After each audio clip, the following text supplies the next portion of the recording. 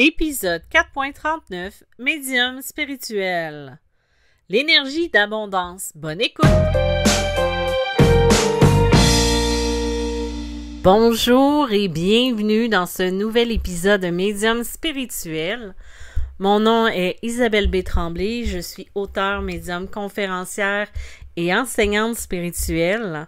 Vous pouvez trouver mes livres en librairie sous les titres de Médium malgré moi, Passeur d'âme, Les chemins de l'âme et dernièrement, même en Europe, on peut commencer à trouver mon livre Messagère de l'âme. Et aujourd'hui, avant d'aborder le sujet principal du jour, je tenais juste à vous rappeler que j'ai mis en ligne la formation sur la protection spirituelle, les 3 piliers vraiment de base pour débuter, que ce soit en médiumnité, en spiritualité ou juste dans un éveil où qu'on est une personne hypersensible, apprendre à se protéger, à comprendre l'importance de l'enracinement, l'importance de du taux vibratoire. J'avais juste enracinement et ancrage. C'est pas mal la même chose. Et en fait, la formation est disponible sur mon site web à www.mediummalgrémoi.com. Le sujet du jour m'a été inspiré pendant mes vacances. Je suis allée rendre visite à une amie. Elle va se reconnaître si un jour elle finit par atteindre les épisodes d'Aou. Parce qu'elle m'écoute aussi. Et j'en ai déjà abordé le sujet dans des précédents podcasts. Je ne me souviens plus par contre quel épisode, mais je voulais parler d'abondance. Et un petit peu plus d'abondance financière. Je me suis rendu compte, tu sais, qu'on parle beaucoup de l'abondance, que c'est un état d'être, qu'il faut la demander. Et bien souvent, je ne sais pas si vous avez vécu la même situation que moi, on s'ouvrait à l'abondance, mais ça marchait pas. Ça ne fonctionnait pas. En fait, j'ai réalisé beaucoup, j'ai fait beaucoup de travail sur moi depuis plusieurs années, mais les 3 dernières années, je travaillais beaucoup au niveau de l'abondance parce que c'était une problématique dans ma vie. Les personnes qui vont avoir lu Messagère de l'âme vont peut-être comprendre où je veux en venir. En fait, l'abondance financière, parler finance avec quelqu'un d'autre, que ce soit en ami ou professionnellement, c'est toujours un tabou. Peu importe le pays d'où on vient, peu importe la région, peu importe qui on est, souvent ça va être un sujet qui va être tabou. On parlera pas de nos salaires, on parlera pas si on arrive plus serré, on le dira pas, si on a des dettes, on le dira pas, patati patata, vous voyez où ce que je veux en venir. Par contre, on nous vend souvent, comme un rêve, que l'abondance financière, elle est à notre porte, qu'on a juste à aller la chercher, à tendre les bras, puis elle va nous arriver dessus, comme un truck fonce dans un mur. Je sais pas si l'image est très belle, là, mais c'est la première chose qui m'est arrivée au niveau de l'imagination. En fait, il y a un truc, une prise de conscience que j'ai eue l'année passée, il y a 1 an. Il y a 1 an, ça a peut-être fait 1 an le 18 août. On est le 21 quand j'enregistre mon épisode et vous allez m'écouter la semaine prochaine. Je crois le 23 août. Non, pas le 23, mais le 29 août. Donc, c'est ça, c'est que j'ai pris conscience, ça faisait 1 an que j'avais commencé à plus poser des actions concrètes au niveau de l'abondance financière parce que souvent, ça va être nos croyances qui vont nous bloquer, ça va être nos peurs. Puis quand je parle de peur, des fois, c'est la peur du manque, c'est la peur de pas arriver au bout du mois, c'est la peur de vivre. Et tout ça, on vit beaucoup dans l'appréhension de ce qui va arriver financièrement et tout ça. Est-ce que je vais avoir encore mon emploi? Est-ce que je vais arriver au niveau professionnel? Et tout ça. Et moi, c'était une problématique que j'avais depuis toujours. Tu sais, j'ai jamais été une personne dépensière. J'ai jamais Tu sais, j'ai jamais fait de grosses folies, genre aller me payer un truc, le mettre sur la carte de crédit, alors que j'ai même pas... Tu sais, je sais même pas si j'ai le budget. Là, j'ai pas d'idée qui me vient. Peut-être un voyage au bout du monde qui coûterait 10 000 dollars et que je paierais ça sur ma carte de crédit ou que... Tu sais, j'ai jamais été ce type de personne-là à faire des folies financièrement. Quand j'ai fait des folies, c'était vraiment utile. Et, tu sais, j'ai toujours payé toutes mes choses et tout ça, mais j'avais beaucoup de difficultés à arriver, puis je comprenais pas pourquoi. Puis on n'arrêtait pas de me dire, mais Isabelle, c'est parce que t'accueilles pas l'abondance. Puis là, j'avais envie de dire avec un gros mot, ben oui, je l'accueille, la maudite abondance, pour pas dire un autre mot. Et, puis si on me disait, mais non, Isabelle, c'est parce que t'es encore fermée à l'abondance. Non, je suis pas fermée à l'abondance. J'arrête pas de faire des méditations. J'essaie de m'ouvrir, de faire de la visualisation. Ça marche pas. Puis en fait, j'ai regardé une vidéo il y a quelques mois. Je me rappelle plus c'est qui la personne qui parlait. J'ai vraiment pas son nom.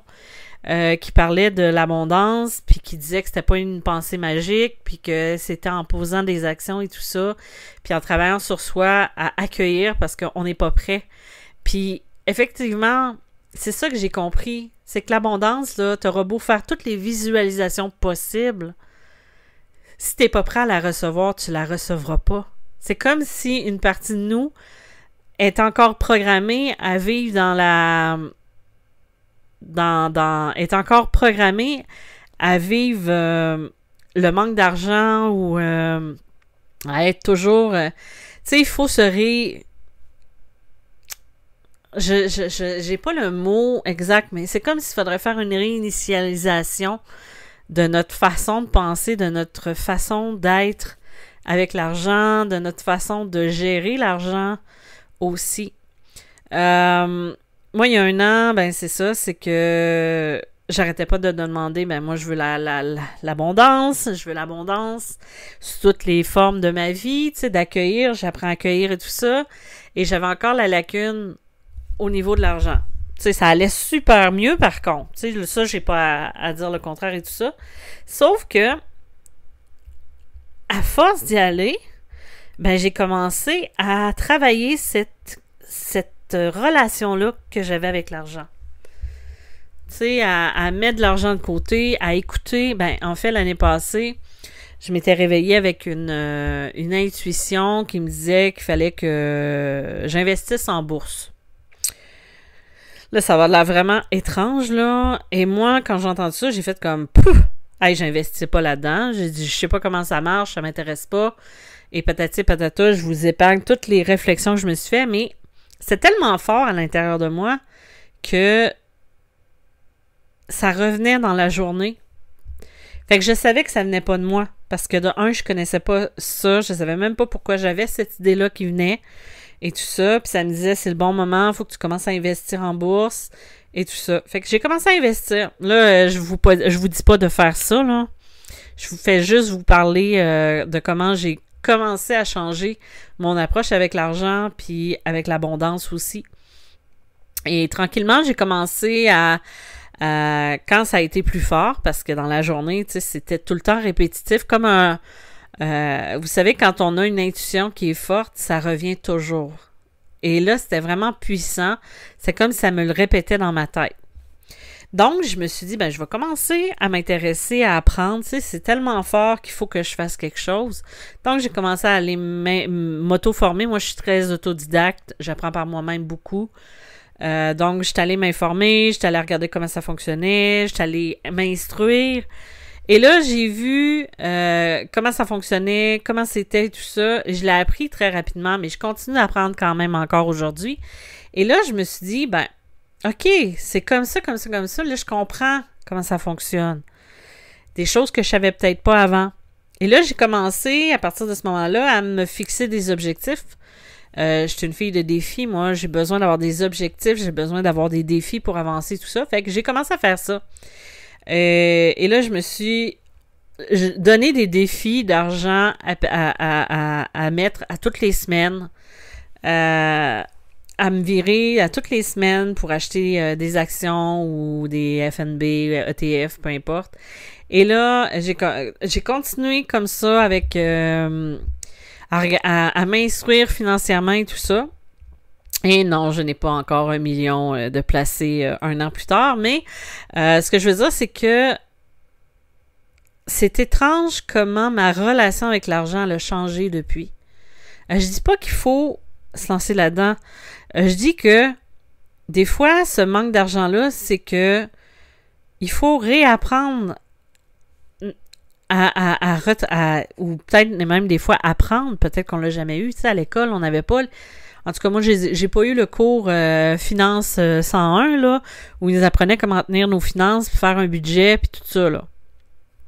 Donc, j'ai été beaucoup et tout ça. Puis, depuis 1 an, j'ai été capable de mettre beaucoup de sous de côté grâce à mes investissements. Ma relation avec l'argent a changé beaucoup. Tu sais, je m'instruis, je m'intéresse, fait qu'on dirait qu'on l'attire plus dans ce temps-là. Ça a été plus tranquille cette année au niveau, puisque c'est l'inflation, avec l'inflation, avec le ralentissement économique, tout ça. De mon côté, ça a été un été plus tranquille, mais j'ai jamais rien manqué, tu sais, puis j'ai quand même pu continuer à en mettre de côté. Il y avait toujours quelque chose qui rentrait. Donc, tu sais, financièrement, l'abondance financière, tout ça pour dire que des fois, c'est de prendre le temps de voir c'est qu'est-ce qui marche pas. Pourquoi moi, je veux tellement l'abondance financière, puis elle vient pas à moi. Qu'est-ce que je fais de pas correct? Des fois, c'est pas quelque chose que vous faites pas de correct. Des fois, c'est de changer des habitudes, des façons de penser ou de voir l'argent. Tu sais, si on avait des parents qui pensaient que on était né pour un petit pain, ça, c'est la plus classique, que tu feras jamais rien de bon dans la vie, t'es juste un gna pour pas dire un gros mot, tu feras jamais rien de bon. Moi, on me l'a dit. À une époque, un professeur me l'avait dit, c'est écrit, j'en avais parlé dans un de mes livres, elle m'avait dit carrément, tu feras jamais rien de bon dans la vie. Elle dit, tu vas être sur le chômage, puis tu feras jamais rien de bon. Et moi, ça m'a marqué longtemps, cette phrase-là, puis on dirait que je me suis auto-sabotée après ça. Des années durant, parce que j'avais ça dans la tête. C'est dur d'avoir une bonne estime de soi quand un professeur en secondaire 4 te dit ça, quand tu as 16 ans, quand tu es en train de te construire. Moi, j'ai fait ma bonne parce que j'avais un côté très arrogant quand j'étais plus jeune et je l'avais regardé en riant et j'avais dit merci. Sauf que quand je l'ai recroisé quelques années plus tard, j'étais sur le chômage. Puis quand elle me l'a demandé, elle dit « Ah, qu'est-ce que tu fais de bon dans la vie? » Là, je vais dire, je chante 2 emplois, tu sais. Comme si je lui avais donné raison. Mais encore là, tu sais, c'est pas de sa faute. C'est ma façon, c'est ma perspective que j'avais eue de face à ça. Mais ça peut avoir aussi une influence parce que c'est des idées, des croyances qu'on rentre dans notre tête, qu'on croit que c'est pas possible. Tu sais, il faut apprendre à se dire, pourquoi moi, je voudrais de l'abondance? Qu'est-ce que ça apporte dans ma vie? Qu'est-ce qui me bloque? Tu sais, de se poser ces questions-là, mais pourquoi j'ai pas droit, moi? Oui, tu y as droit. Mais qu'est-ce qui te bloque dans ce que tu y as droit? Tu sais, c'est-tu parce que tes parents ou tes arrière-parents disaient tout le temps qu'il faut travailler fort pour avoir ce qu'on veut? Puis quand on voit quelqu'un qui gagne en faisant pas grand-chose à nos yeux, c'est un voleur, tu sais. Mais c'est pas ça. C'est juste que des fois, c'est encore là, c'est des croyances. Tu sais, à un moment donné, j'ai eu un petit coup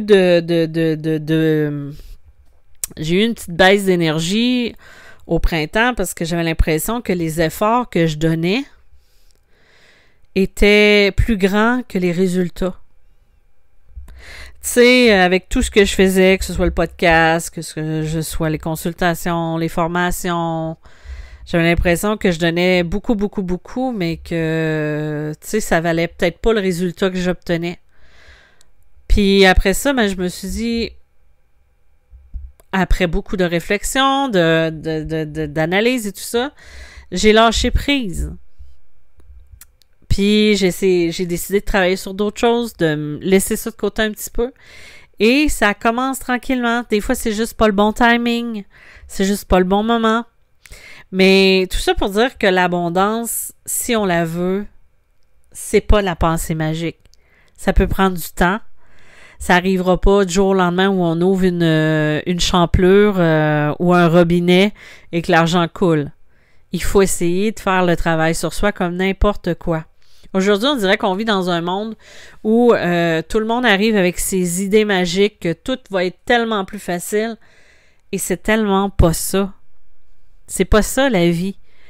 Oui, il y a des choses qui sont faciles, mais il y a des choses qu'on doit faire un travail sur soi.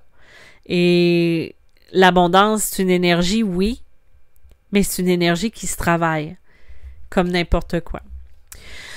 Bon, ben, je pense que c'était ça que je voulais apporter comme sujet aujourd'hui. J'espère que je vous ai intéressé. J'espère que c'était intéressant. Je me suis un peu ouverte à vous, hein. Et je pense que c'est la nouvelle Isabelle. Non. Je parle rarement de moi. C'est pas parce que c'est par manque d'intérêt, c'est que je veux pas... j'aime pas avoir l'attention sur moi plus comme ça, mais tu sais, je sais que des fois, c'est important de parler de soi. Donc, voilà. En tout cas, je vous remercie d'avoir été à l'écoute. Je vous dis à la semaine prochaine. Bye bye!